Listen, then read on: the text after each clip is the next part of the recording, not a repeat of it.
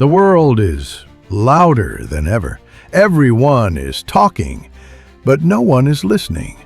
There's noise on every screen, in every room, in every part of your life.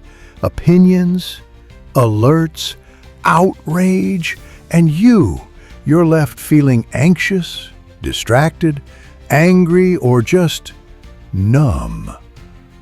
But here's the truth. It's not the world that's driving you mad.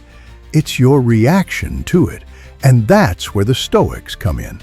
Over 2,000 years ago, Marcus Aurelius sat alone in a Roman palace, facing war, plague, betrayal, and political pressure, and still wrote words that echo through time. You have power over your mind, not outside events. Realize this, and you will find strength. He lived in chaos and found peace. So why can't we? Because we've forgotten how. In this world of instant everything, we've lost what it means to pause, to reflect, to choose our response. Instead of reacting to every trigger, we scroll past war, we argue in comment sections, we chase attention but starve for meaning, we compare, complain, and consume, and then wonder why we're exhausted. But the Stoics knew the way out, not by escaping the world, but by mastering the self. This isn't a motivational video. It's not about toxic positivity or becoming emotionless. It's about reclaiming your sanity in a world that profits from your madness. So what is Stoicism? It's the ancient Greek philosophy of clarity, calm, and control. It teaches that while you don't control what happens, you do control how you respond. And in that gap, between stimulus and response, is your peace. Epictetus, born a slave and later a great teacher, said, "It's not what happens to you, but how you react to it that matters." Today, we're bombarded by things that try to control us. The algorithm, the outrage cycle, the fear of missing out, the pressure to be constantly productive, the pain of comparison. But here's the Stoic answer. You don't have to play the game. You can still live, thrive, and grow without being consumed by the chaos. And that's what this video is about. How to stay rooted when everything around you is shaking. How to think clearly when the world is clouded by emotion. How to protect your peace, not by building walls, but by building discipline. This is the Stoic path to peace. In a world gone mad, and it starts with silence. Silence is a rare thing now.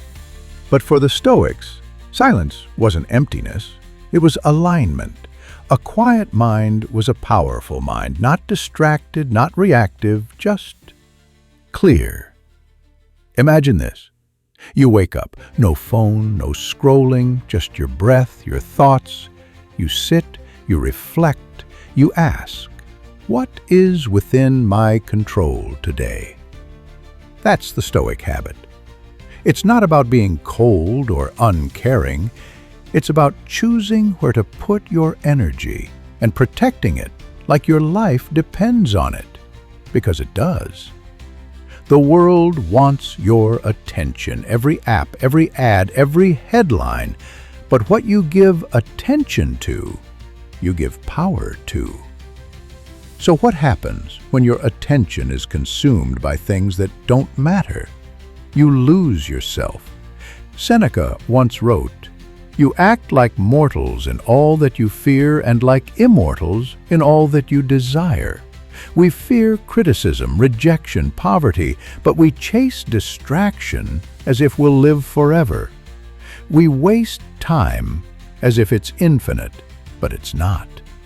Every second you spend arguing online, comparing your life to someone's highlight reel, or stressing over things you cannot change, is a second you don't get back. The Stoic knows this. So they live deliberately. They don't rush. They don't react. They respond calmly, wisely, and with discipline. And discipline is the key, not as punishment, but as protection.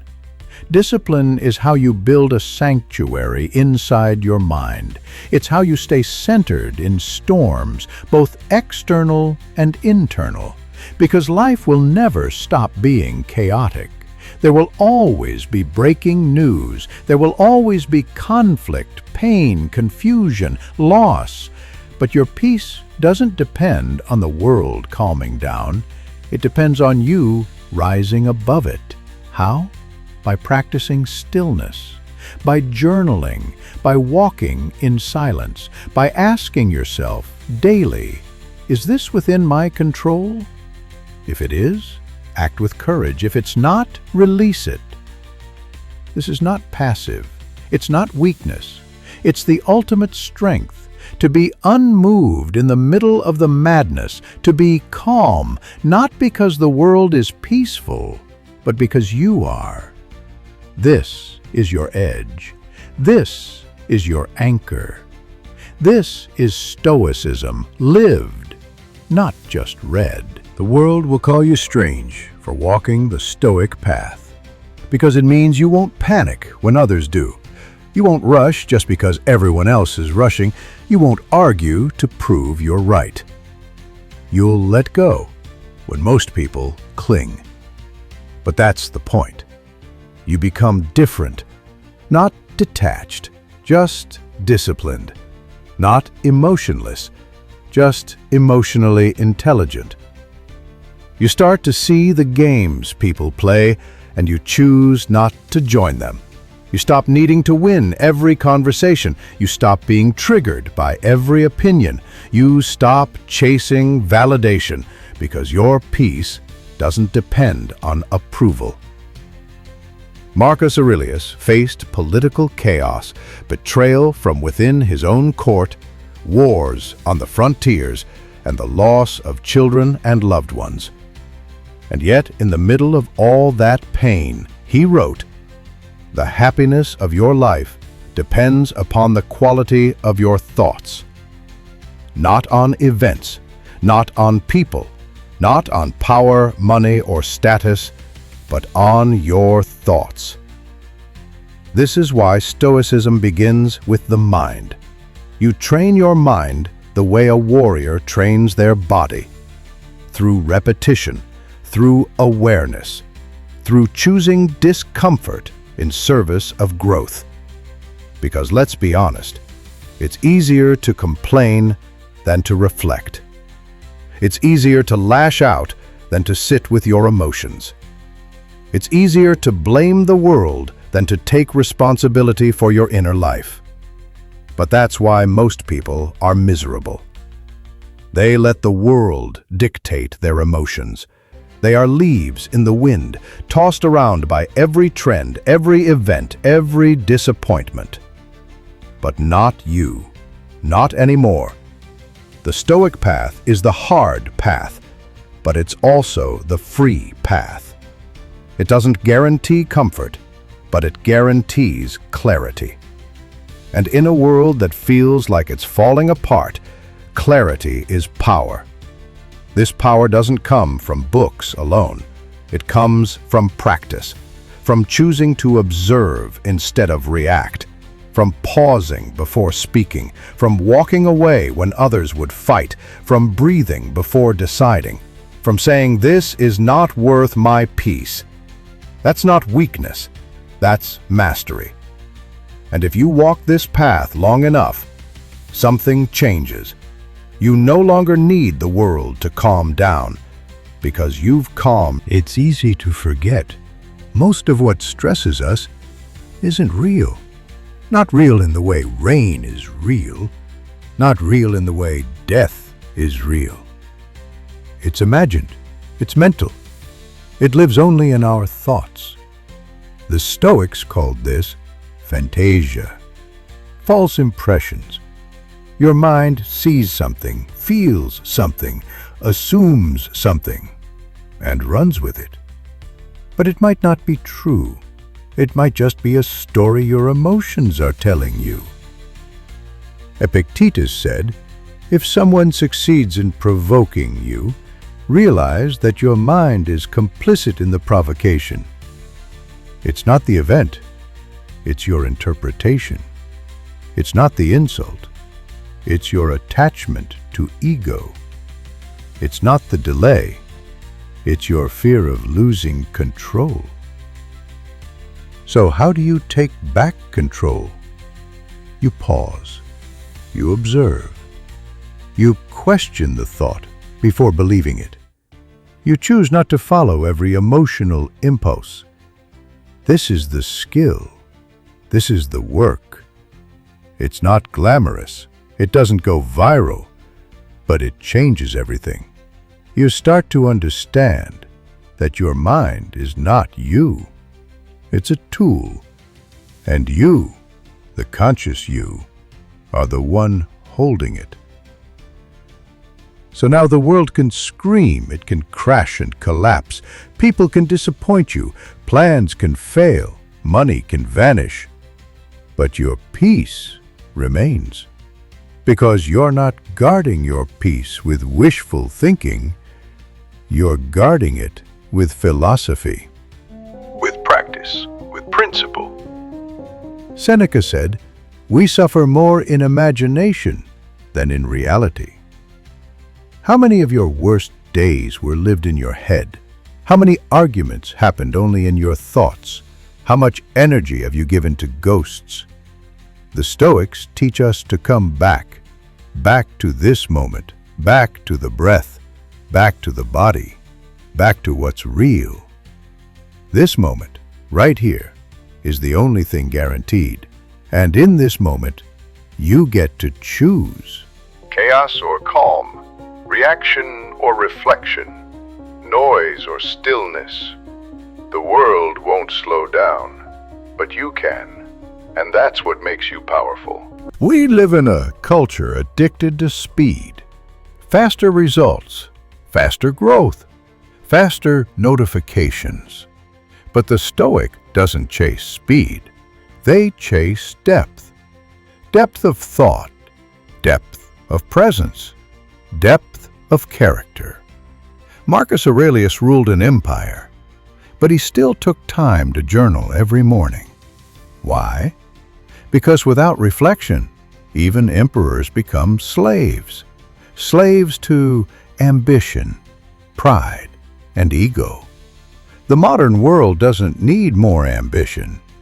It needs more awareness. More people who can pause and say, I don't need to win this argument. I don't need to prove anything. I don't need to chase what everyone else is chasing. That's power. Not the kind that dominates others, the kind that masters self. It's in the small things, turning off your phone and going for a walk, saying no to things that drain you, letting go of people who don't value your peace, choosing honesty, even when it's uncomfortable, being okay with not being understood. Because most people are too distracted to understand depth. They're moving too fast to notice stillness. They confuse noise with meaning. But you're learning to live differently. The Stoic path is not loud. It's not flashy. It's quiet, intentional, rooted. It's waking up and asking, what truly matters today? What's in my control? What can I let go of? And doing it over and over until it becomes who you are. You don't have to renounce the world to be Stoic. You just have to stop letting the world own your mind. You can go to work, run a business, raise a family, engage with the world, and still be centered, still be disciplined, still be calm. That's the goal. To walk into chaos with clarity, to face storms without panic, to sit with pain without losing yourself, because peace is not passive, it's not weak, it's forged through fire, through failure, through conscious choice. And every time you choose peace over pride, you win. Not against others, but against yourself. That's the real battlefield. You might be thinking, it all sounds good, but life is messy. What happens when things fall apart? The Stoics didn't deny that life is hard. They embraced it, not with hopelessness, but with preparation. They practiced what they called premeditatio malorum, the premeditation of evils, visualizing what could go wrong so that when it did, they were ready. This wasn't pessimism, it was armor. They imagined losing loved ones, being exiled, falling ill, going broke, not to feel fear, but to feel gratitude for the present, and resilience when the present changed. So when your life feels like it's unraveling, when the job is lost, the relationship ends, the diagnosis comes, the future looks foggy, you don't spiral. You sit, you breathe, you say, I knew this could happen. And then you ask, what now? Not why me, but how will I meet this moment? Because moments of suffering are invitations to deepen, to let go of what never mattered, to discover what you're really made of. That's why the Stoic doesn't fear hard times. They train for them, like the warrior sharpens their blade in times of peace. Seneca wrote, "A gem cannot be polished without friction, nor a man perfected without trials." And he lived it, exiled from Rome, stripped of his wealth, betrayed by politics, and still he wrote words of hope, clarity, and strength. You don't need to escape pain to find peace. You need to walk through pain with purpose, to say, this moment will not define me. How I meet it will. And so the Stoic lives with eyes wide open. They don't numb, they don't distract, they don't run. They engage, fully, consciously, because they know peace isn't found in a perfect life. It's found in how you face an imperfect one. And now, here you are. After all the noise, the chaos, the doubt, you're still standing, still breathing, still trying. That's strength. Not the kind that shouts, not the kind that shows off, but the kind that endures quietly, steadily, with purpose. You don't need to control the world to find peace. You just need to master how you respond to it. That's the Stoic path. It won't make you rich overnight, it won't make you famous, but it will give you back what the world tries to steal every day. Your mind, your time, your clarity, your peace. Peace isn't about escaping reality, it's about engaging with it, with intention. It's found in the moments between the madness, when you choose reflection over reaction, stillness over scrolling, wisdom over impulse. Marcus Aurelius, Epictetus, Seneca, they weren't writing for their time. They were writing for yours, because the world has always been chaotic, but you can still be calm. You can still be clear. You can still choose peace over and over again. That is the invitation. That is the practice. That is the path.